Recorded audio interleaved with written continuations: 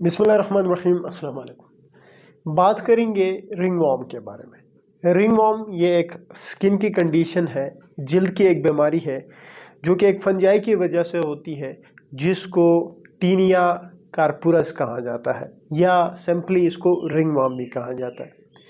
अब क्योंकि ये एक फंजाई की वजह से होता है, तो ये जो रिंग वर्म है इसको रिंग वर्म क्यों कहा जाता है? तो इसके पीछे वजह यह है कि इसमें जो निशान बनते हैं, यानी जो रेशेस डेवलप हो जाते हैं, उनकी जो शेप है, उनकी जो शक्ल है, वो बिल्कुल रिंग की तरह होती है, बिल्कुल गोल होती है। सेंटर में जो है वो खाली होता है और इर्द गिर्द ये बिल्कुल रिंग शेप होती है, इसलिए इसको रिंग वर्म कहा जाता है।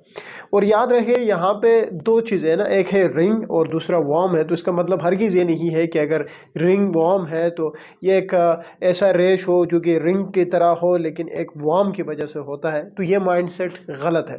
ये एक फंगल इन्फेक्शन है जो कि एक फंजाई की वजह से होता है, जिसको टीनिया कार्पुरस कहा जाता है या इन शॉर्ट इसको टीनिया भी कहा जाता है। जो रिंग वर्म है उसके अगर हम डिफरेंशियल्स की बात करें, या हम कहने का मकसद ये है कि कौन सी ऐसी और कंडीशंस है जिसके साथ ये जो बीमारी है, ये जो जल्द की बीमारी है, मिलती जुलती है। तो और भी जो है वो फंगल इन्फेक्शंस है, जैसे कि टीनिया क्रूरस है जिसको जॉकिच कहा जाता है। जो जेनिटल एरियाज होती है वहाँ पे जो है वो फंगल इन्फेक्शन जब हो जाता है तो उसको हम जॉकिच या टीनिया क्रूरस कहते हैं। तो रिंग वर्म जो है ये रिलेटेड होती है जॉकिच के साथ भी।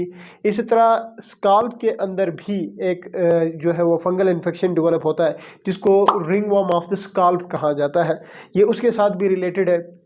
इसी तरह एथलीट फूड जिसको टीनिया पीडस कहा जाता है, जो कि पाँव को अफेक्ट कर रही होती है, जिसमें एक तरह से जल्द जो है वो पील ऑफ कर जाती है, स्किन की जो ऊपर वाली हिस्सा है वो उतर जाती है, ये उसके साथ भी रिलेटेड है। और टीनिया मेनम जो कि स्किन की एक और कंडीशन है जो कि आपके हाथों को अफेक्ट करती है, यहाँ पे भी टीनिया पीडस की तरह स्किन उतर जाती है, ये भी एक फंगल इन्फेक्शन है, तो ये उसके साथ भी रिलेटेड है। तो कहने का मकसद ये है कि जो रिंग वर्म है वो 4-5 और फंगल इन्फेक्शन है स्किन के, जिसके साथ मिलते जुलते हैं, तो डिफ्रेंशिएट करना ज़रूरी होता है।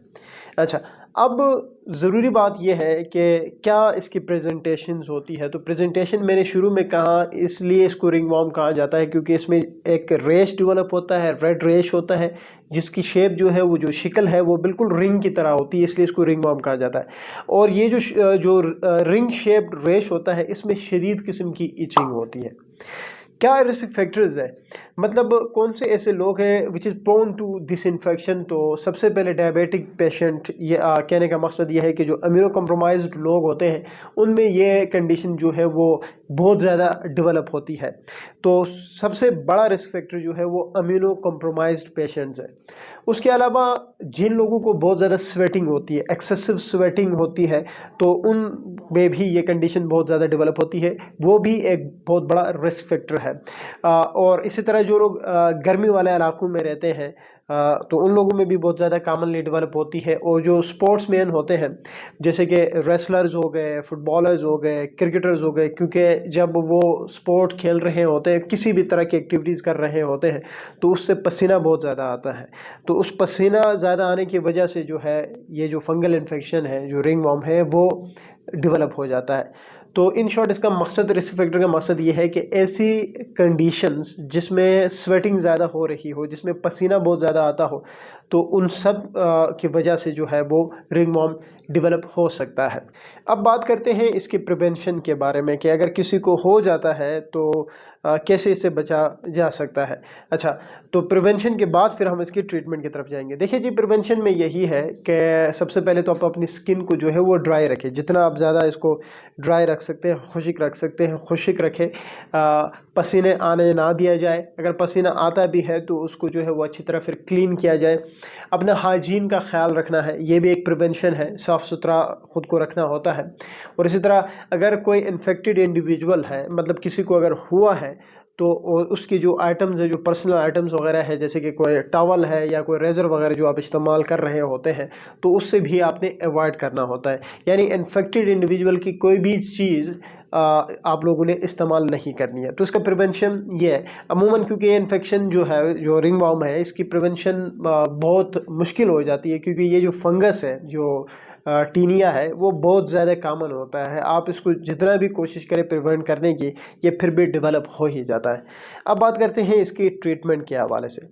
देखिए जी, क्योंकि ये एक फंगल इन्फेक्शन है तो आप इसको ट्रीट कर सकते हैं एंटी फंगल से, क्योंकि ये इन्फेक्शन अमूमन मैंने पहले भी एक वीडियो बनाई थी जिसमें मैंने जो मेरा टॉपिक था वो ये था कि fungal infection of private parts या itching around the private part. उसमें मैंने कहने का मकसद ये था कि मैंने फंगल इन्फेक्शंस के ऊपर भी बात की थी। तो याद रखें जो फंगल इन्फेक्शन है उनका रिकरेंस बहुत ज़्यादा होता है, और एक इम्पॉर्टेंट चीज़ ये है कि ये जल्दी ख़त्म भी नहीं होते। अगर किसी को भी डेवलप होता है, चाहे रिंगवॉर्म डेवलप हो जाता है, चाहे जॉकिज डेवलप हो जाता है, चाहे टीनिया पीडिस डेवलप होता है, फंगल इन्फेक्शन किसी भी किस्म का आपके स्किन में अगर डेवलप हो तो ये बहुत ज़्यादा टाइम टेकिंग डिजीज़ होती है। इसमें हमने जल्दबाजी नहीं करनी होती है। अमूमन हम क्या कर रहे होते हैं कि जी कोई भी एंटी फंगल्स हम ख़रीद रहे होते हैं, उसको लगाते हैं और इमीडिएटली अगर रिलीफ मिल जाता है तो उसके बाद हम छोड़ देते हैं और इससे फिर दोबारा कंडीशन डेवलप होती है। तो उस वीडियो में मुझे बहुत सारे कमेंट्स मिले थे कि जी हमने ये मेडिसिन अप्लाई किए हैं, यूज़ किए हैं, उसके बाद फिर जो है ये मसला दोबारा डेवलप हुआ है, ख़त्म नहीं हो रहा, हम क्या करें। तो इनके सबका एक ही जवाब है कि जिसका रिकरेंस रेट बहुत ज़्यादा है तो आपने ट्रीटमेंट जो है डर्माटोलॉजिस्ट से आपने लेनी है, और जितने अरसे के लिए वो आपको मेडिकेशन प्रिस्क्राइब कर रहा है उतना ही अरसा आपने इस्तेमाल करना है, जुगाड़ नहीं करना। अच्छा, क्या ट्रीटमेंट है रिंगवॉर्म की? एंटी फंगल से हम इसको ट्रीट करते हैं। याद रखें अगर माइल्ड इन्फेक्शन है तो आप जो एंटीफंगल क्रीमें होती है जैसे कि क्लोट्रामाजोल है, फ्लूकोनाजोल है, इट्रोकोनाजोल है, टर्बिनाफिन है, ये कुछ एक जो है वो एंटीफंगल क्रीम है। आप इसके इस्तेमाल से अगर माइल्ड रिंगवॉर्म है, माइल्ड इन्फेक्शन है, तो आप इन क्रीमों का इस्तेमाल जब आप करेंगे तो इससे ये ख़त्म हो जाता है। लेकिन अगर इन्फेक्शन सीवियर है तो फिर आपको सिर्फ क्रीमें काम नहीं आएंगी, क्रीमों के साथ आपको ओरल एंटीफंगल्स भी लेने पड़ेंगे। जैसे कि आप टेबलेट्स आप ले सकते हैं, क्लोट्रामाजोल की टेबलेट्स आप ले सकते हैं, टर्बिनाफिन की टेबलेट्स आप ले सकते हैं, फ्लूकोनाजोल की, इसी तरह इट्रोकोनाजोल की आप टेबलेट इस्तेमाल कर सकते हैं। तो कहने का मकसद ये है कि अगर माइल्ड रिंगवॉर्म है तो आप सिर्फ क्रीमें इस्तेमाल करोगे तब भी इससे छुटकारा मिल जाएगा। लेकिन अगर सीवियर है तो फिर आपने लंबे अरसे के लिए ओरल भी लेना होता है और साथ ही क्रीमें भी इस्तेमाल करनी होती है। याद रखें कि इसकी ट्रीटमेंट अमूमन 14 डेज़ के लिए जो डॉक्टर्स होते हैं, डर्माटोलॉजिस्ट होते हैं, वो पहले 14 दिनों के लिए आपको क्रीमें भी दे देते हैं। अगर माइल्ड हो तो सिर्फ क्रीमें देते हैं, लेकिन अगर सीवियर है तो क्रीमें और ओरल दोनों पे आपको डाल रहे होते हैं। 14 दिनों तक अगर आप इस्तेमाल करते हैं तो उसके बाद ठीक हो जाते हैं। लेकिन कभी कोई डर्माटोलॉजिस्ट आपको ये नहीं कहेगा कि जी 14 दिन इस्तेमाल करने के बाद आपने छोड़ देना है, नहीं। आपने इसको लंबे अरसे के लिए इस्तेमाल करना होता है। कम से कम इसकी जो ट्रीटमेंट होती है, स्पेशली अगर हम क्रीमों की बात करें तो मिनिमम जो है वो 1 महीना होता है, क्योंकि रिकरेंस रेट बहुत ज़्यादा होता है। तो अमूमन डर्माटोलॉजिस्ट आपको कह रहे होते हैं कि जी अगर जहाँ पे जो रेश डेवलप हुआ है, जहाँ पे जो रिंग वॉर्म डेवलप हुआ है, वहाँ पे आपने क्रीमें लगाई, ओरल खाई, उसके बाद अगर आप ठीक भी हुए हैं तो आप कम से कम 1.5 महीने से 2 महीने तक जो है वो ओरल एंटीफंगल्स का इस्तेमाल करें। और बाज़ डॉक्टर्स आपको कह रहे होते हैं 1.5 महीने से 1 महीना जो है वो आप या तो जो है वो क्रीमें इस्तेमाल करें या जो है वो टेबलेट्स का इस्तेमाल करें। तो रिकरेंस रेट बहुत ज़्यादा होता है, सिर्फ 14, 15 या 1 महीने का इस्तेमाल से जो है वो ये इन्फेक्शन ख़त्म नहीं हो जाता। तो इसलिए आपने लंबे अरसे के लिए इस क्रीमों का या इस एंटीफंगल टेबलेट्स वगैरह का इस्तेमाल करना होता है, क्योंकि रिकरेंस बहुत ज़्यादा होता है। कोई कॉम्प्लिकेशन हो सकती है? देखिए जी, बहुत ही रेयर, बहुत ही, क्योंकि ये स्किन को अफेक्ट करता है, स्किन के ऊपर ये जो है वो इसके जो है रैशेस डेवलप कर देता है। हाँ, एक स्किन जो सबसे बड़ी जो कॉम्प्लिकेशन आपको देखने को मिलती है यही है, रिकरेंस है, और सुपर एडेड इन्फेक्शन हो जाता है। सुपर एडेड इन्फेक्शन इसलिए हो जाता है क्योंकि जब आप शदीद किस्म की इचिंग कर रहे होते हैं, जब इचिंग हो जाती है तो आप जब उनको खुरेदना शुरू कर देते हैं तो वहाँ पे फिर उस वजह से जो है वो बैक्टीरियल सुपर एडेड इन्फेक्शन हो जाता है। इसलिए हम एंटीफंगल क्रीमों के साथ इस तरह के पेशेंट्स में एंटीबायोटिक्स क्रीमें भी दे रहे होते हैं। अच्छा, एक इम्पॉर्टेंट चीज़ ये है कि एंटीफंगल क्रीमें और साथ एंटीबायोटिक क्रीम्स के अलावा आप जो है वो एंटी एलर्जिक्स भी जो है वो पेशेंट्स को दे रहे होते हैं। उसकी वजह ये होती है कि ये जो शदीद किस्म की इचिंग होती है, पेशेंट इसको अवॉइड करे, और अगर इसको अवॉइड करेगा एंटी हिस्टामीन्स यानी एंटी एलर्जिक्स के इस्तेमाल से जब इचिंग कम हो जाएगी या ख़त्म हो जाएगी तो इसका फ़ायदा ये होगा कि सुपर एडेड इन्फेक्शन जो है वो उसके चांसेस बहुत कम हो जाते हैं।